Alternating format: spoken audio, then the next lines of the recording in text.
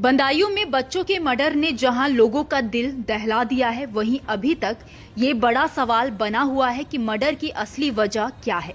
Murder की वजह बेशक अभी तक सामने नहीं आई है, लेकिन इस केस में लगातार नए खुलासे हो रहे हैं।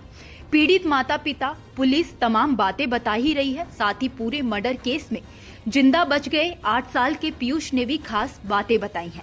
ऐसे में आइए जानते हैं कि इस केस में अब तक क्या क्या हुआ है। शुरुआत करते हैं 19 मार्च की शाम से, जब बदायूं के सिविल लाइंस थाना इलाके के बाबा कॉलोनी में साजिद नाम का शख्स अपनी सैलून की दुकान के सामने रहने वाले विनोद सिंह के घर आया था। साजिद अपने भाई जावेद के साथ बाइक पर विनोद के घर पहुंचा। इस दौरान विनोद घर पर नहीं था। विनोद की मां, उसकी पत्नी और 3 बच्चे घर पर थे।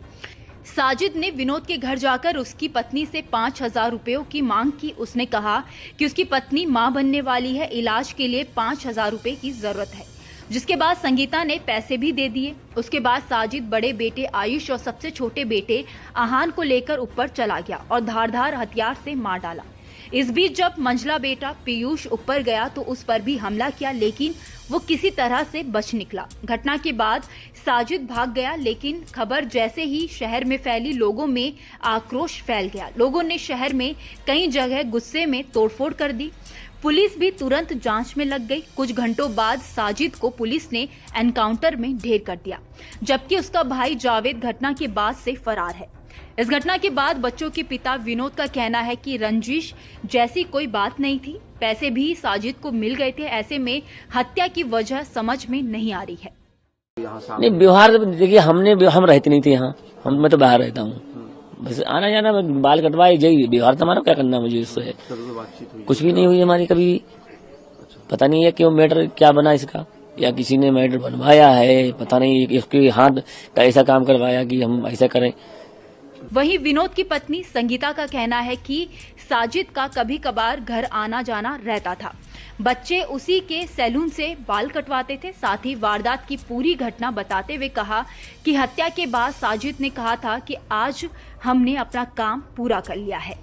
इस घटना में बाल बाल बचे विनोद के मंझले बेटे पीयूष ने बताया कि मुझे भी पकड़ लिया गया था। उसने मेरा मुंह बंद कर दिया था, इसीलिए मैं दूसरों को बुला नहीं सका। मैं किसी तरह से वहां से आरोपी को धक्का देकर भाग निकला और नीचे जाकर सभी को बताया। वो जो सैलून वाले भैया थे, वो लोग आए थे, तभी ऊपर में छोटे बड़े वाले भाई को ऊपर ले गए। फिर पता नहीं क्यों मारा, फिर मुझे भी मारने लगा। मैंने उनका चाकू हटाकर उनको धक्का देकर नीचे भाग आया। दूसरी तरफ साजिद और जावेद के पिता बाबू, चाचा कयामुद्दीन और दादी के बयान भी सामने आए हैं। उससे इस मामले में सस्पेंस ज्यादा गहरा हो गया है। उनके पिता का कहना है कि उनका साजिद किसी गहरी साजिश का शिकार हो गया है। उसकी किसी के साथ कोई दुश्मनी नहीं थी, वो किसी के साथ बैठकर ऐसा कर सकता है। जबकि चाचा ने पूछताछ में कहा कि साजिद बहुत गुस्सैल था, किसी की नहीं सुनता था। दादी ने कहा कि वारदात साजिद ने किया है, जावेद बेकसूर है। इसके अलावा साजिद की बीवी ने भी बड़ा खुलासा किया है। साजिद की पत्नी सना ने कहा है कि वो बिल्कुल ठीक है, वो ना तो अस्पताल में भर्ती है, ना ही प्रेग्नेंट है और ना ही उसके इलाज के लिए 5,000 रुपए की जरूरत थी। वो तो बीते 15 दिनों से अपने मायके में रह रही है। साजिद खुद उसे लेकर अपने ससुराल छोड़ा था। फिलहाल वो अपनी मां के साथ रह रही है। साजिद की पत्नी के खुलासे के बाद अब ये सवाल उठ रहा है कि क्या साजिद ने इस हत्याकांड की साजिश पहले से ही रची थी, क्योंकि वो 15 दिन पहले ही अपनी पत्नी को मायके छोड़कर आ गया था। इसके अलावा वारदात वाले दिन भी वो अपनी दुकान जल्दी बंद करके चला गया था। इसके बाद रात करीब 7 से 8 बजे के बीच वो अपने भाई जावेद के साथ विनोद के घर पहुंचा। उस समय उसकी पत्नी संगीता अपने 3 बच्चों के साथ थी। पुलिस हर एंगल से जांच कर रही है। साजिद का सैलून विनोद के घर के सामने था और विनोद की पत्नी भी ब्यूटी पार्लर चलाती थी। सवाल है कि क्या ब्यूटी पार्लर रंजिश की वजह था? क्या हत्या के पीछे लेन देन का विवाद है? क्या साजिद किसी और वजह से दुश्मनी पाले हुए था? परिवार ने रंजिश की बात से इनकार किया है। कुछ लोग तंत्र मंत्र जैसी बातों के कयास लगा रहे हैं। साजिद ऐसा कुछ करता था, ये अभी तक सामने नहीं आया है। हालांकि हत्या के तरीके की पुष्टि पोस्टमार्टम रिपोर्ट आने के बाद हो गई है।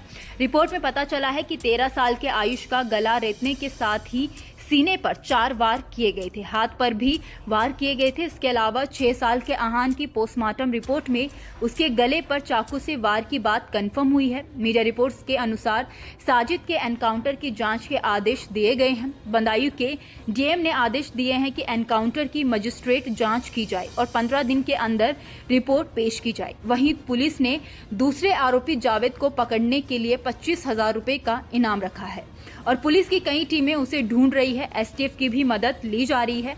अब पूरे घटनाक्रम में सिर्फ साजिद का भाई जावेद ही ऐसा व्यक्ति है जो हत्या की असली वजह बता सकता है।